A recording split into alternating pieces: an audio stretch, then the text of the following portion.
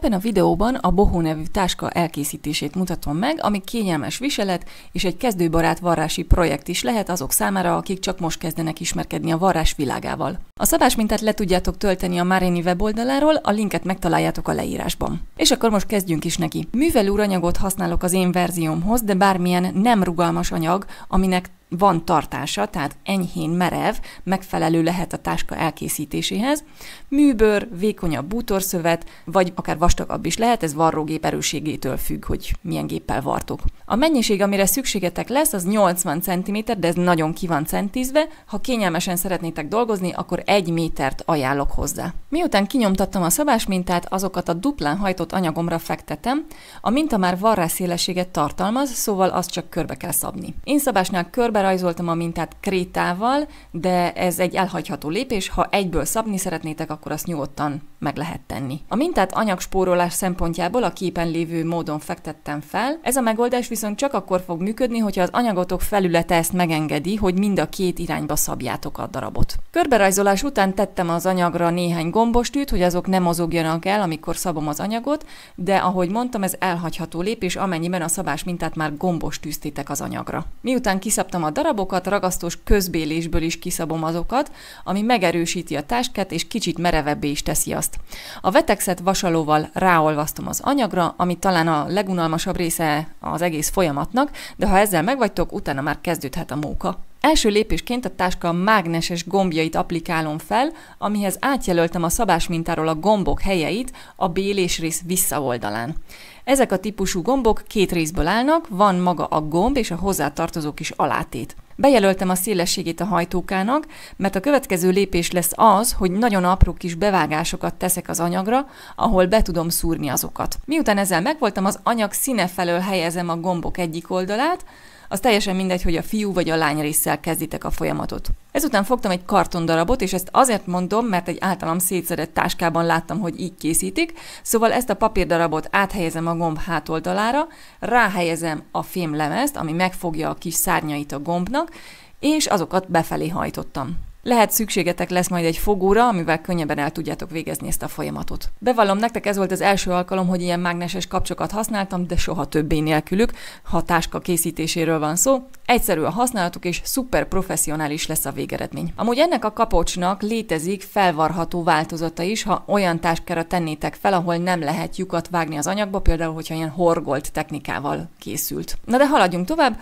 ugyanezeket a lépéseket elvégeztem a másik külső oldalon is, és amit még pluszban csináltam, hogy maszkoló szalaggal leragasztottam a hátoldalát a kapocsnak, hogy még véletlenül se sértse meg az anyagomat a fémszerkezet. A másik dolog pedig, hogy ezt is a kész táskámnál láttam, úgyhogy úgy gondoltam, hogy én is ezt fogom alkalmazni, tehát csak így leragasztottam a felületet. És most pedig rátérhetünk a konkrét varrásra. A béléssel fogok kezdeni, ahol a bélés anyagomból kiszabott részt illesztem a bélés felső részével, és egyenesen 1 cm-es varrásszélességgel összevarrom azokat. Kezdőknek javaslom, illetve ez anyagfüggő is, hogy gombostükkel rögzítsétek a részeket, hogy azok nem mozduljanak el, és varrásnál pedig a vetexsel megerősített rész felől varjatok, tehát az legyen majd felül. Ezután a varrásszélességet lefelé hajtva 1 mm-esen letűztem a bélés anyagát.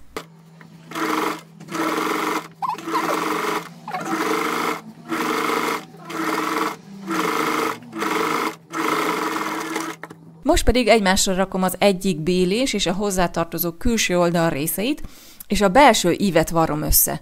A két darab mérete nem fog megegyezni pontosan, mert a bélésen 8 mm a varrásszélesség, a többi részen pedig 1 cm. Ezt csak azért mondom, hogy nem ti dolgoztatok pontatlanul, ha észrevennétek, hogy nem egyezik a két rész. A különbségre azért van szükség, hogy amikor majd kifordítjuk a részeket, a bélés ne lógjon ki. Szóval egyeztetem az íveket, hogy azok egymásról legyenek, és 1 cm-es varrásszélességgel összevarrom azokat.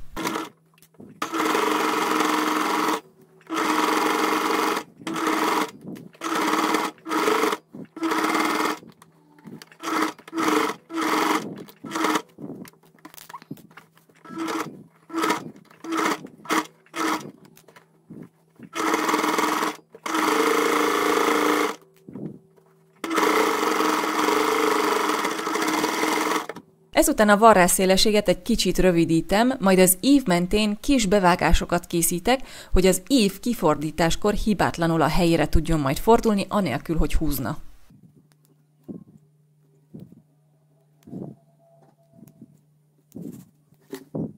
Majd ha ez is kész, akkor fogom a két pántot, és egymásra helyezem őket, hogy a varrás szélességek nyitott állapotban legyenek. Bélés a béléssel, külső oldal pedig a másik külső oldallal találkozik, és egyenesen a vonal mentén 1 cm-es varrásszélességgel összevarrom azokat.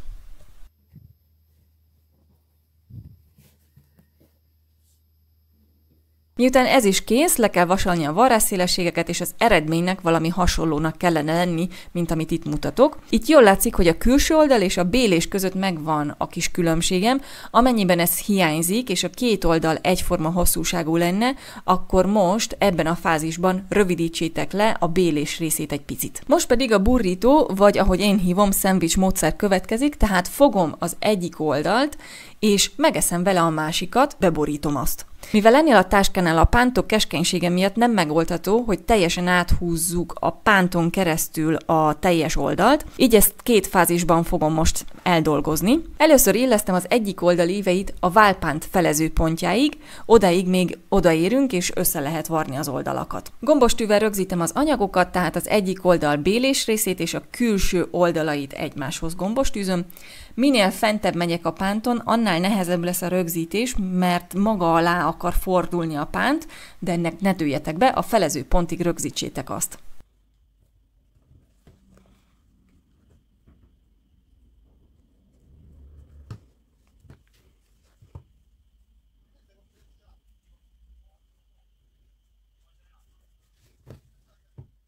Varrásnál, amikor a válpánt felező pontjához közeledtek, ott lehet egy kicsit, majd meg kell húzni a táska belső pántját, hogy a gép alá odaférjen, de ettől ne féljetek, a tű maradjon az anyagban, majd óvatosan húzzatok ki kb. 2-3 cm még pluszban a belső részből. Amikor ez megvan, akkor el lehet erősíteni a véget, és ezzel meg is van az egyik oldal. Ezután a varrásszélességet itt is egy kicsit rövidebbre lehet vágni, és az ívek mentén szintén becsípéseket végzek.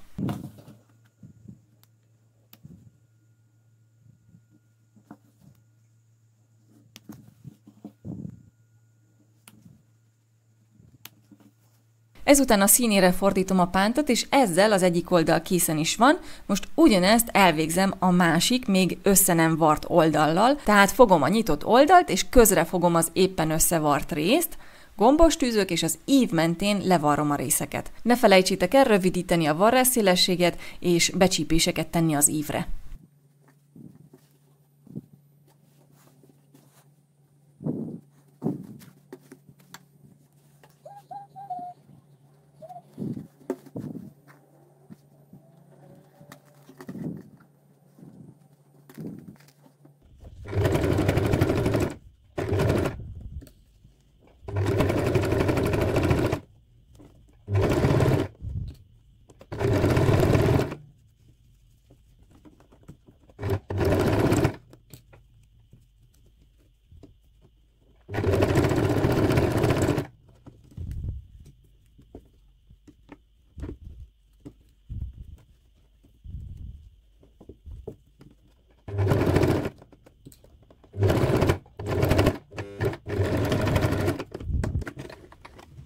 Ezután következhet egy alapos vasolás, és ezzel az egyik oldallal meg is vagyunk, ugyanezeket a lépéseket a táska másik oldalával is el kell végezni.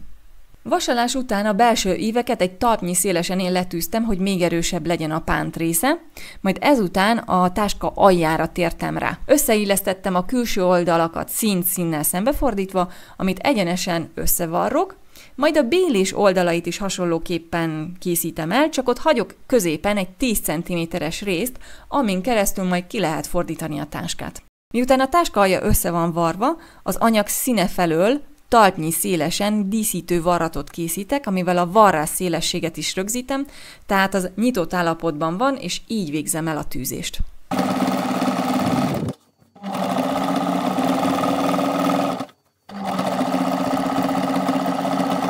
fűzés kész, most pedig össze lehet varni a táska oldalait, amit egy hosszú varrással végzek el, a bélés végéig haladva, 1 cm-es varrásszélességgel. A külső oldal és a bélés varrásszélességeit nyitott állapotba helyezem, és így illesztem össze őket, hogy minél laposabbak legyenek, majd amikor kifordítjuk a táskát. Amikor a varrás kész, levasalom a részeket,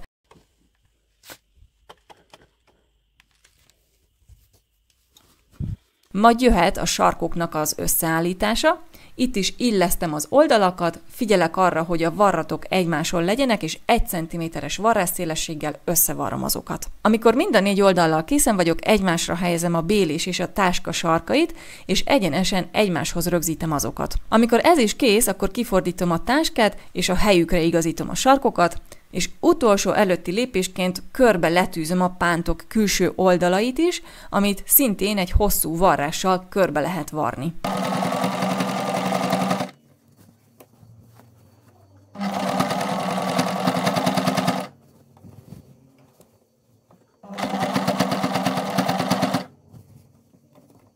Majd miután ez is kész, összevarrom a bélés nyitott részét, és levasalom a táskát.